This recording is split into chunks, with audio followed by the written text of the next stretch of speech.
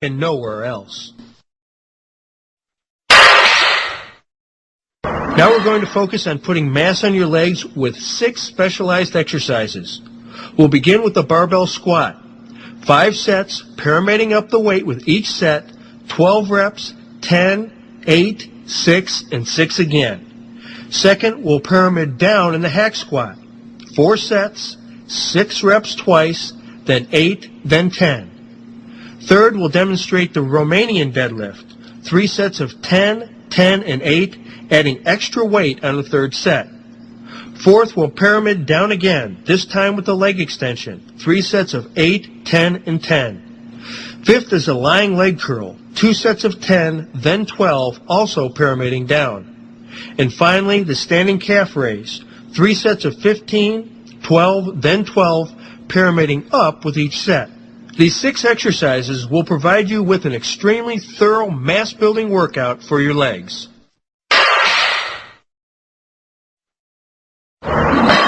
Perhaps nowhere is form more important as it is with the barbell squat.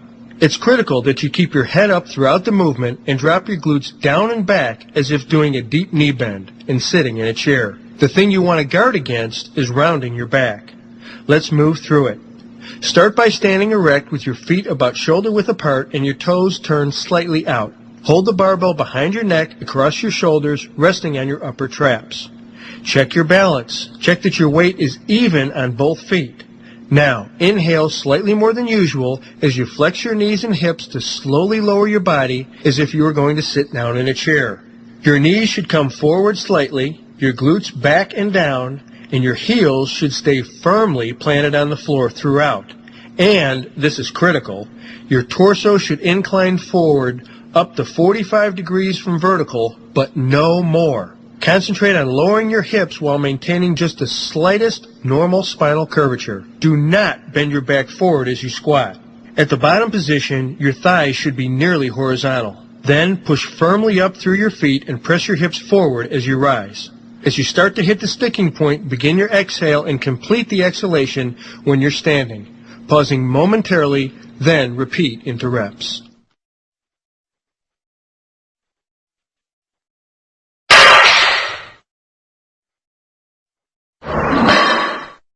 The beauty of the hack squat machine is that it allows you to squat without worrying so much about balance as you would with a free bar squat.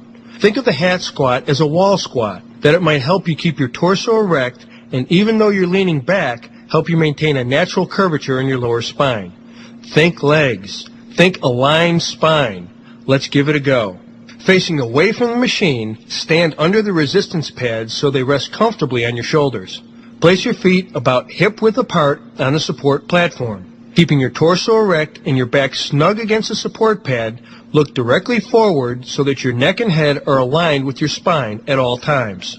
Looking straight ahead, inhale slightly more than usual and hold your breath and lower your body down into a squat.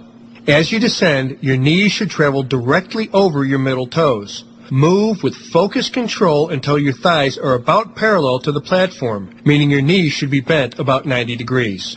Keep holding your breath as you transition from the down into the up phase. No bouncing, driving smoothly up but forcefully with your legs.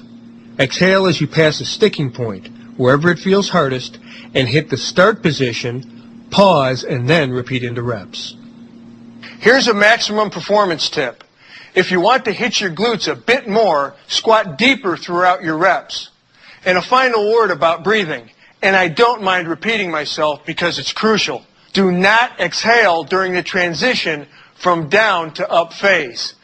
Exhaling at the wrong time reduces your internal torso pressure and therefore reduces your spinal stability and your power. So hold your breath right up through the sticking point, higher during the up phase.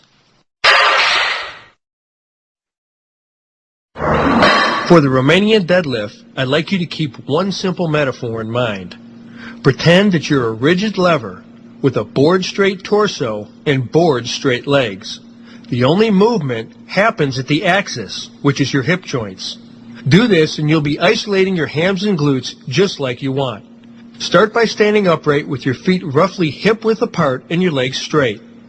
Hold the barbell in both hands with a pronated or palms toward you grip. Inhale and hold your breath as you lean forward from your hips, pushing them rearward and directing the pressure down through your heels. Do not pull with your arms, which you can think of as loose hooks. Contrarily, focus on keeping your lower back muscles, your erectors, strong to maintain a rigid spine and your shoulders pulled back slightly to prevent over-rounding. If you find that you are rounding your spine as you lower, stop the movement immediately. Restart your reps with reduced weights. After reaching the bottom position, continue to hold your breath and maintain the arch in your lower back as you lift your torso and push your hips forward. Remember the metaphor. Everything's straight but for the lever of your hips. When you reach top position, your torso should be erect and your shoulders still pulled slightly back. And as I said, your legs should be as straight as possible, though if your hamstrings are tight and burning, you can certainly bend your knees slightly.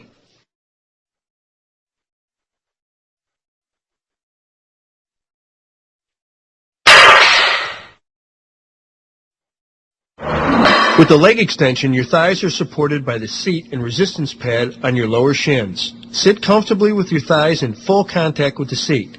Place your lower shins against the resistance pad so your knees form a 90-degree angle. Grasp the handles alongside of the seat for stability. Now, inhale slightly more than usual and hold your breath, then straighten your legs to full extension. Pause here for a couple of seconds. Exhale, then inhale as you slowly return to the near vertical shin position, maintaining tension in all your muscles at all times and always under strict control. Then move into your reps.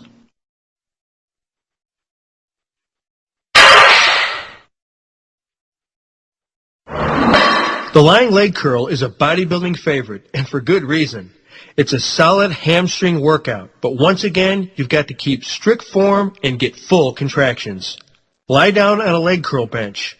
One that's angled in the middle is preferable because it stretches the hamstrings a bit better. Position your knees just beyond the far edge of the bench and adjust the rollers so that they rest against the back of your ankles. Grasp the hand grips or sides of the bench. Inhale, hold your breath, and flex your knees to raise your feet against the rollers, exhaling only as you reach the top of the movement. In this top position, your shin should be vertical or slightly beyond. Hold here for 2 seconds, then, under control, return to your start position with a healthy, moderate pace. Get your full extension at the bottom, and without pausing or jerking, focus explosive energy to get the uplift going again. Pro tip? In this exercise, you don't want to move too slowly, especially with heavy weights, because the weight is so concentrated on the single joint.